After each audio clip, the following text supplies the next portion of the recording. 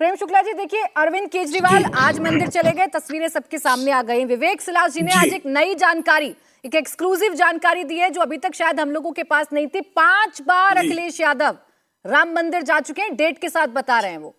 अब क्या आपत्ति हो सकती है आप लोगों को? जी नहीं, हमको तो कोई आपत्ति नहीं। राम मंदिर के लोग दर्शन करें। प्रभु रामचंद्र जी में बाबरवादी भी विश्वास करने लगे।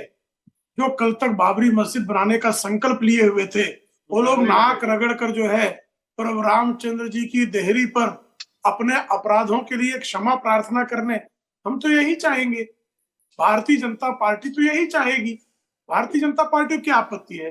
कल तक जिनकी नानी कहती थी कि जहां बाबरी का ध्वंस हुआ वहां पर दर्शन नहीं करना चाहिए, आज अगर उन्होंने अपनी नानी की सलाह को ठुकरा कर प्रभु रामचंद्र जी की देहरी पर जो है अपना माथा टेका है, तो उनका स्वागत है। उनका पाप प्रक्षालन नहीं हुआ है इससे। अब ये कह रहे हैं कि दैहिक दैविक भौतिक तापा रामराज काहू नहीं व्यापा। निश्चित तौर रामराज में कुछ नहीं इस तरह व्याप्त हो सकता है, लेकिन केजरीवाल जी की दिल्ली में जो मोहल्ला क्लिनिकों में फर्जी मरीजों का रजिस्ट्रेशन करा दिए, जिन्होंने अस्पतालों में नकली दवाएं बेच दी, जिन्होंने पाठशाला की जगह मधुशाला खोल दी, जिन्होंने घोटालों का जो है इतना अधिक घोटाले कर दिए कि जेल मंत्री जो है जेल में बैठकर जो है जेल मंत्रालय का कारभार संभाल रहे थे। अब उनको रामचंद्र जी की अगर सीख याद करके, अगर पाप प्रक्षालन करके यदि वह जो है राम जी के आदर्शों पर चलना चाहते हैं तो स्वागत है। कम से कम जो है अब नकली दवाइयां नहीं बेचेंगे। इतना जो है मोहल्ला क्लिनिकों में जो है नकली मरीज की जो है सूचियां नहीं बनाएंगे।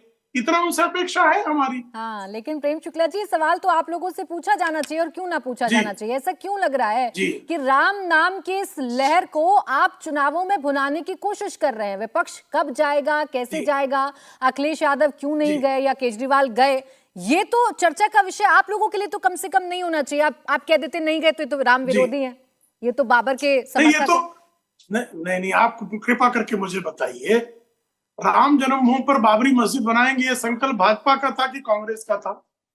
अब जिन्होंने बाबरी मस्जिद बनाने का संकल्प लिया था वो किस लिए संकल्प लिया था? वो राजनीति थी कि धर्मनीति थी? कृपा करके ये बता दीजिए। जिन्होंने जो है बाबरी की रक्षा के नाम पर कार सेवकों का रक्त जो है सरयू में बहाने का कुकर्म किया, वो राजनीति थी कि धर्मनीति थी? जरा ये भी स्पष्ट कर दीजिए।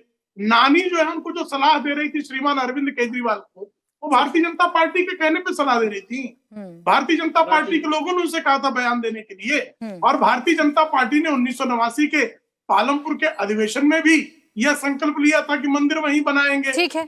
और ये 2019 तक जो है अरविंद केजरीवाल भी पूछ रहे थे, सपा भी पूछ रही थी, बसपा भी पूछ रही थी, कांग्रेस भी पूछ रही थी। मैं अरुण राजभर जी के पास जाऊं, वो तो उत्तर प्रदेश से ताल्लुक रखते हैं, उत्तर प्रदेश में राजनीति करते हैं, वो बेहतर बताएंगे। विवेक सिलास जी, आपका दावा कितना सच्चा कितना झूठा, एक छोटा सा जवाब दे दीजिए। अब प्रेम शुक्ला जी क्या गलत कह रहे हैं? भाई ये तो शुरुआत से राम मंदिर की बात करते थे और आज भी राम मंदिर की बात कर रहे हैं, तो राजनीति कहाँ है इसमें?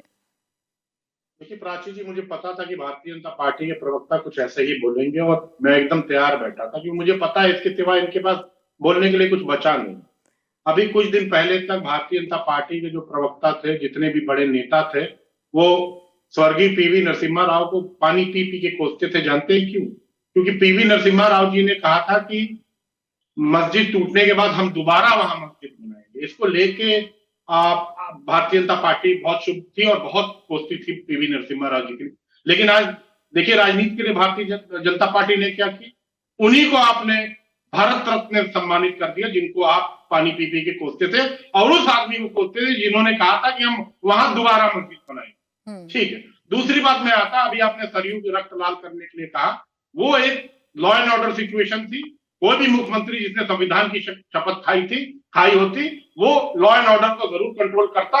हाँ, मैं जो मानता हूं कि वो जो घटना थी वो दुखद थी, लेकिन आपने क्या किया? अगर इतने ही बुरे थे मुलायम सिंह यादव जी स्वर्गीय, तो आपने उनको पद्म विभूषण देने का काम किया। अगर वो क्रिमिनल थे तो आप बोलिए ना वो क्रिमिनल है, वो आप बोलते नहीं है। लेकिन विवेक सिलास जी का तरीका बड़ा खूब आप लोगों को समझ में आया कि कार सेवकों को सीधा आप गोली मारकर खत्म कर देंगे। अभी तक लॉ एंड ऑर्डर को संभालने के लिए मैंने देखा है कि आप एक सेकंड लाठीचार्ज कर देते हैं, वाटर कैनन का इस्तेमाल कर लेते हैं, आप तो सीधा गोली मार रहे हैं। गोली मारने का अगर एक मिनट, गोली मारने का अगर मौका भी आए तो पैर में गोली मारी जाती है। वहां तो जिन्हें कितने कत्ल हुए। बस 5 सेकंड, 5 सेकंड से ज्यादा नहीं। बिहार में जब भारतीय जनता पार्टी की सरकार थी नीतीश कुमार जी के साथ, आज फिर बन गई है, तो 7 दुर्गा भक्तों की निर्मम हत्या हुई थी वहां पर। वो लोग भी दुर्गा भक्ति करते हुए जा रहे थे, उसमें भारतीय जनता पार्टी या भारतीय जनता पार्टी के प्रवक्ता कोई, वो भी इनोसेंट, कंपैरिजन थोड़ी वो भी मासूम बैठी हूं थे। मैं यहाँ बिहार कुछ और उत्तर प्रदेश बोलेंगे, का। मैं तो अयोध्या पर एक बात कर शब्द रही हूँ, नहीं। आपकी पार्टी इनसे ने फैसला पूछिए किया, ना। उस पर चर्चा कर रही हूँ, अभी पूछ लूंगी। पहले मैं अरुण राजभर जी के पास जा रही हूँ।